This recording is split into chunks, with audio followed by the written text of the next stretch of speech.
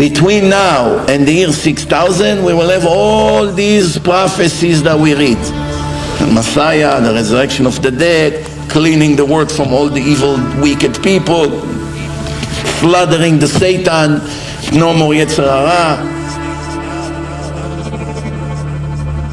If we are 5,785, we have maximum 15 years.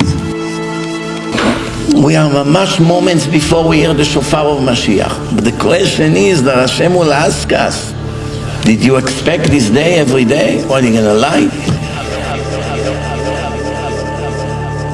We're going to lose 80% of our people.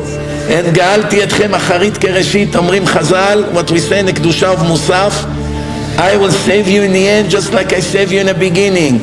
20% came out of Egypt. 20% will be saved when Mashiach comes. The big question is, are we going to be among those 20%? In case you think you have a guaranteed ticket to the show, many people will be disappointed. But I gave you the tip for it. The problem is that almost no one take my advice, almost no one.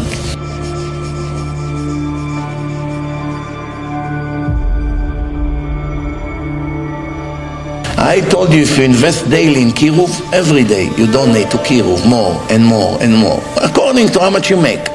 Make $1,000 a day, give 100, 200 every day. You make $100 a day, give 10, 20 a day. Whenever you can, everyone call. You make millions, give hundreds of thousands. Everybody knows how much he can give. Anyway, 10% you must give. The Gaon Mivina said 20% you must give if you want the blessing of the Maaser. But even 10%, people have to invest in saving souls because that's for sure will be the best insurance when Mashiach comes.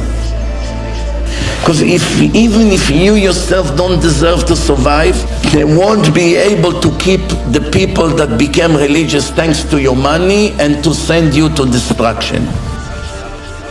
Hashem saved the father of Abraham, the master of idol worshipping, Terach, who used to sell statues to all the goyim and make them idol worshippers, because it's impossible that Abraham, that made so many religious people, will be in heaven and his father Terach will be in hell. So what did Hashem do? Made Terach do shuvah before he dies. But it wasn't enough, Rabotai. Later he had to come back in Gilgul, in reincarnation, as Eov. All the suffering he suffered, Eov, was because he was Terach, the father of Abraham. I have a great advice for you, that you don't come back in as Eov. Make a lot of donations to save souls. Once we were able to save souls, Hashem knows that your money saved that person.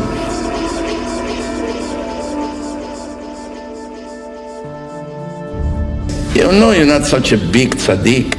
You're not so aduk. B'torah u'v'irat shamayim, you know. Me? I may make a mistake between me and someone else. No, you fool. The Mashiach never make mistakes. Didn't you read yesterday the Haftarah of Shmini Shel Pesach? He will smell. He will not judge people by his eyes, how they look, or by how they talk with his ears. It's a clear verse. We read it yesterday in Haftarah. Rather, he will smell people. He will smelling its spirituality. Spirit, the Ruach. Ruach, it's a very high thing spiritually. That's why you're not allowed to smell bad places, bad things. He will smell people, Rasha, Tzaddik. And all the wicked people will come to fight him, and he will begin to say words, verses, and they all go on fire.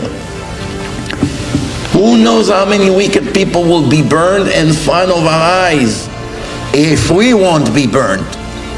Depend. If we are wicked, we also go down. But if we'll be righteous, we will see all the wicked people that made fun of the Torah and the religion your uncle, your friend, your neighbor, can be your own parents. No discrimination. Everyone will get what they deserve, Jews, non-Jews, if they're righteous or wicked.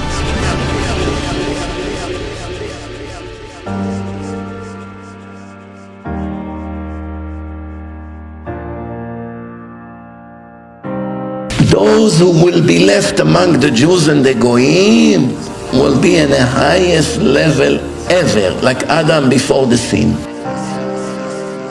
No more desires. Imagine life without fatigue, laziness, jealousy, desire, without materialism, without fakeness, without lies, without corrupted ideologies, without gays, without dirt, without horrible behavior of people, without all of that, without Nazis, without all these filthy murderers all over the Arab world who wants to slaughter and burn people. All these evil people that you see them in all these videos that are keep coming from all over the world, all these terrorists are all gonna be gone. All these lefty Jews, these liberals, all of them will be gone. Imagine what a world. Question is, are we gonna be there to see it? Or are we gonna be one of them?